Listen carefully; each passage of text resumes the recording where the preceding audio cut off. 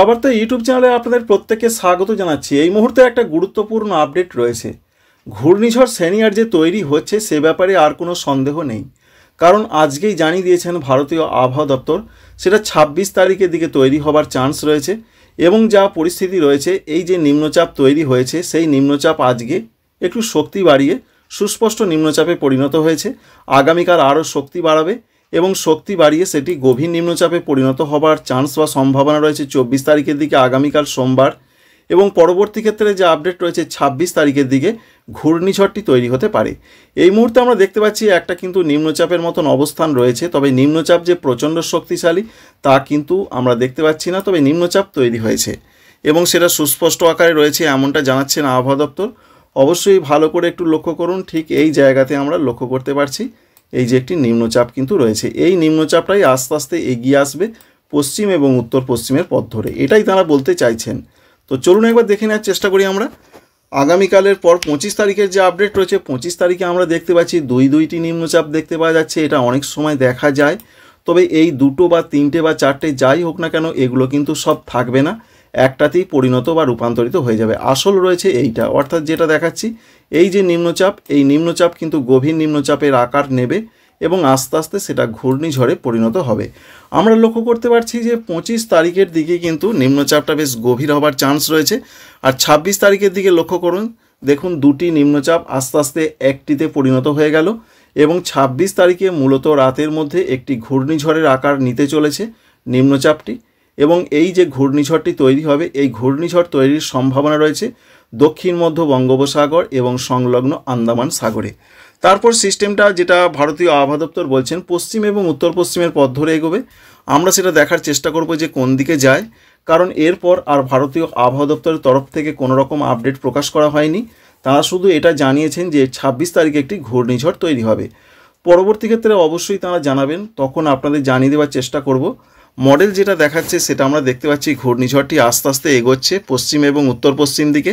সম্ভবত তার গন্তব্যস্থল আমরা দেখতে পাচ্ছি অন্ধ্রপ্রদেশের দিকে, বিশাখাপত্তনম সংলগ্ন জায়গার দিকে চলে যাচ্ছে এবং 29 তারিখে সেটা আরও প্রচণ্ড শক্তি বাড়াচ্ছে। শক্তি বাড়িয়ে তার যেটা গতিবেগ আমরা লক্ষ্য করতে পারছি, প্রায় 100 কিলোমিটারের ওপরে গতিবেগ থাকার সম্ভাবনা রয়েছে। এটা স্বাভাবিক মোডে। তো কোথায় সেটা আছড়ে পড়তে পারে? 30 নভেম্বর তারিখের যা পূর্বাভাস, একেবারে উপকূলের কাছে চলে আসছে ঘূর্ণিঝড় সেনিয়ার এবং দেখতে পাচ্ছি উপকূলবর্তী জায়গায় প্রচণ্ড ঝড় এবং বৃষ্টির সম্ভাবনা রয়েছে। একদিকে রয়েছে অন্ধ্রপ্রদেশ, দক্ষিণ উড়িষ্যা, এদিকে প্রচণ্ড প্রভাব পড়বে বাংলাদেশ, অর্থাৎ পশ্চিমবঙ্গ বাংলাদেশের দিকে ততটা প্রভাব থাকার সম্ভাবনা এই মুহূর্তে দেখা যাচ্ছে না। 30 তারিখের দিকে ঝোড়ো ঝোড়ো হাওয়া বইতে থাকবে। ডিসেম্বরের 1 তারিখের যা খবর আমরা দেখতে পাচ্ছি, সিস্টেমটা কিন্তু আস্তে আস্তে প্রবেশ করছে না, হয়তো বা এটা প্রবেশ করতেও পারে, কারণ এই মডেলের আপডেট মিলবেই এমনটা আপনাদের বলছি না, এর একটা কিন্তু ব্যতিক্রমও হতে পারে। পরবর্তী ক্ষেত্রে আমরা আরও দেখার চেষ্টা করব। দেখুন সিস্টেমটা আস্তে আস্তে উপকূল ধরে এগিয়ে আসছে এবং 3 ডিসেম্বর তারিখের দিকে বঙ্গোপসাগরে, অর্থাৎ উত্তর পশ্চিম বঙ্গোপসাগরের দিকে সেটা শক্তি হারিয়ে ফেলছে, একটি গভীর নিম্নচাপে পরিণত হতে পারে। অর্থাৎ উপকূলে প্রবেশ করতেও কিন্তু করলো না, এমনটা একটা মডেল দেখাচ্ছে এবং পরবর্তী ক্ষেত্রে হয়তো বা প্রবেশ করতেও পারে। তাই একটা ধোঁয়াশার মধ্যে আমরা রয়েছি। যাই হোক, ঘূর্ণিঝড় যে তৈরি হচ্ছে এটা মোটামুটি নিশ্চিত হওয়া গেছে এবং এটা কোথায় যেতে পারে দেখানোর চেষ্টা করব।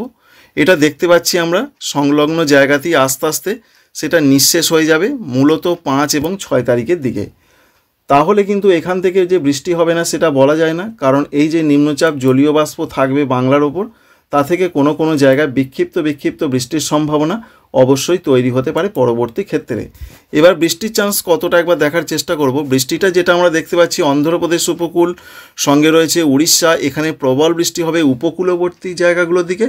পশ্চিমবঙ্গের দিকে হালকা বৃষ্টির চান্স রয়েছে দক্ষিণবঙ্গের জেলায় কলকাতা, হাওড়া, হুগলি, 24 পরগনা, বর্ধমান, নদিয়া, বীরভূম, মুর্শিদাবাদ সব জায়গাতেই আমরা দেখতে পাচ্ছি খুবই হালকা বৃষ্টি হতে পারে এবং মেঘাচ্ছন্ন আকাশ থাকবে।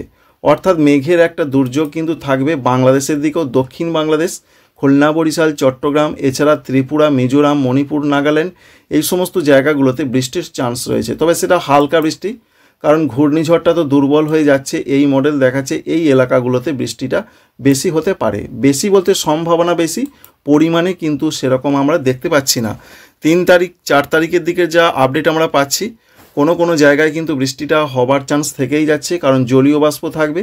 যেমন মেদিনীপুর, পূর্ব মেদিনীপুর, সঙ্গে রয়েছে বিশেষ করে দক্ষিণ 24 পরগনা, এই জায়গাগুলো বা এই জেলাগুলোর মধ্যে যেমন দীঘা, মন্দারমণি, সুন্দরবন, হলদিয়া, ফ্রেজারগঞ্জ, হলদিবাড়ি, এই সমস্ত জায়গাতে বৃষ্টিটা হতে পারে।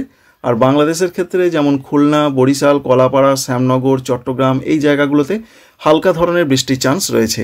কারণ নিম্নচাপ রয়েছে ঠিক কথাই, তাহলে এখান থেকে যে জলীয় বাষ্পটা ঢুকবে বাংলার দিকে, সেখান থেকে বৃষ্টির পরিবেশটা তৈরি হতে পারে। 5 তারিখ 6 তারিখের দিকে বৃষ্টি হালকা হালকা উপকূলবর্তী জায়গাগুলোর দিকে হতে পারে। 6 তারিখ এবং 7 তারিখে বৃষ্টির চান্স রয়েছে, তবে সেটা উপকূলবর্তী জায়গার দিকে। তবে 7 তারিখের পর থেকে আমরা যেটা লক্ষ্য করতে পারছি, আবার দেখুন উত্তুরে হাওয়ার দাপট শুরু হবে।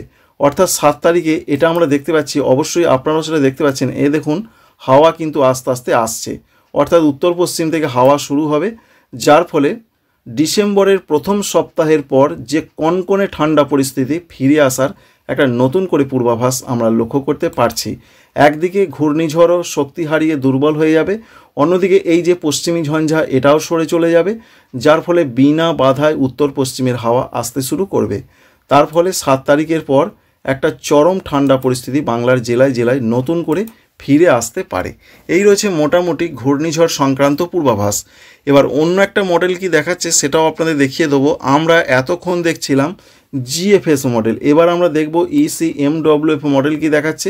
ইসিএমডব্লিউএফ মডেল থেকে যেটা আমরা এই মুহূর্তে লক্ষ্য করতে পারছি, ঘূর্ণিঝড়টি অন্ধ্রপ্রদেশ এবং সংলগ্ন জায়গাতে আছড়ে পড়ার মতন পরিস্থিতি হতে পারে। তবে হবে কিনা সেটা বায়ু মোডে না গেলে আমরা বুঝতে পারবো না। এবার আমরা বুঝতে পারবো যে প্রবেশ করবে না করবে না। তো সেখান থেকে আমরা দেখতে পাচ্ছি যে সংলগ্ন উপকূলবর্তী জায়গায় প্রবেশ না করেও কিন্তু সেটা আস্তে আস্তে শক্তি হারাচ্ছে 3 তারিখের দিকে। অর্থাৎ উপকূল অতিক্রম করে যে ভেতরের দিকে চলে যাচ্ছে ঘূর্ণিঝড়, কোনো মডেলই কিন্তু সেটা দেখাচ্ছে না। এটা দেখতে পাচ্ছি আমরা অন্ধ্রপ্রদেশ এবং উড়িষ্যা এই সংলগ্ন জায়গার মধ্যে এসে দুটো মডেলই যেটা দেখাচ্ছে ঘূর্ণিঝড় কিন্তু দুর্বল হয়ে যাবে এবং গভীর নিম্নচাপে পরিণত হবে ঠিক এই জায়গাটার মধ্যে। সুতরাং ঘূর্ণিঝড় হয়তো সাগরেই সেটা শক্তি হারাতে পারে, এমন একটা পূর্বাভাস উঠে আসছে।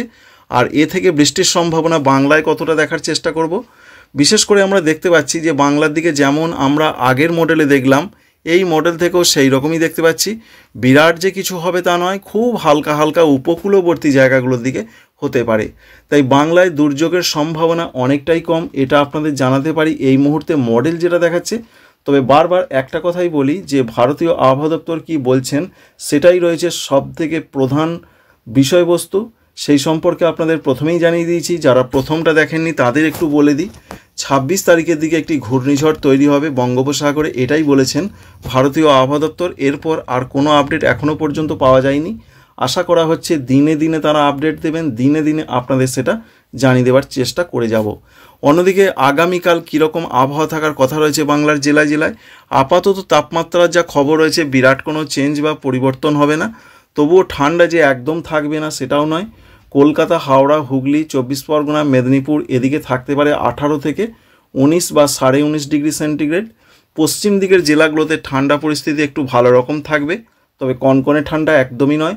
পুরুলিয়া, বাঁকুড়া, পশ্চিম বর্ধমান, বীরভূম এই জেলাগুলোর দিকে গড় করলে যেটা আমরা দেখতে পাচ্ছি 16 থেকে 18-র মধ্যে থাকবে। পূর্ব বর্ধমান, নদিয়া, এছাড়া রয়েছে মুর্শিদাবাদ, এই জেলাগুলোর দিকে থাকতে পারে 16 থেকে 18 ডিগ্রি সেন্টিগ্রেড। অন্যদিকে উত্তরবঙ্গের জেলাগুলোর ক্ষেত্রে যা পূর্বাভাস, মালদহ জেলার দিকে ভালো রকম ঠান্ডা থাকবে, মাত্র 15-16 দেখতে পাচ্ছি আমরা। দিনাজপুরের দিকেও 16 থেকে 17। অন্যদিকে শিলিগুড়ি, এছাড়া আলিপুরদুয়ার, কুচবিহার এদিকে দেখতে পাচ্ছি 17 থেকে 18 ডিগ্রি থাকবে। ঠিক তেমনই বাংলাদেশের উত্তরাঞ্চলগুলো ভালো রকম ঠান্ডা রয়েছে, রংপুর, ময়মনসিংহ, সিলেট, এছাড়া ঢাকা, রাজশাহী এদিকে থাকার সম্ভাবনা 16 থেকে 17 ডিগ্রি সেন্টিগ্রেড। অন্যদিকে দক্ষিণাঞ্চল খুলনা, বরিশাল, চট্টগ্রাম এদিকে থাকতে পারে 17 থেকে 19 ডিগ্রি সেন্টিগ্রেড। 19 ডিগ্রি বা 19.5 বা 20 ডিগ্রি থাকতে পারে চট্টগ্রাম বিভাগের দিকে। আপাতত বৃষ্টির কোনো চান্স নেই, তবু উত্তরবঙ্গের কোনো কোনো জায়গায় খুব হালকা বৃষ্টি আজকে এবং আগামীকাল হতে পারে। একটি পশ্চিমী ঝঞ্ঝা রয়েছে তার জন্য, এবং অরুণাচল প্রদেশের কোনো কোনো জায়গায় খুব হালকা বৃষ্টি হতে পারে। তো বন্ধুরা বুঝতেই পারলেন কোথায় কেমন পূর্বাভাস। আশা করছি ইনফরমেশন আপনাদের ভালো লেগেছে, কাজে লেগেছে। লাইক করবেন, আমাদের চ্যানেলকে সাবস্ক্রাইব করে রাখবেন। Thanks for watching.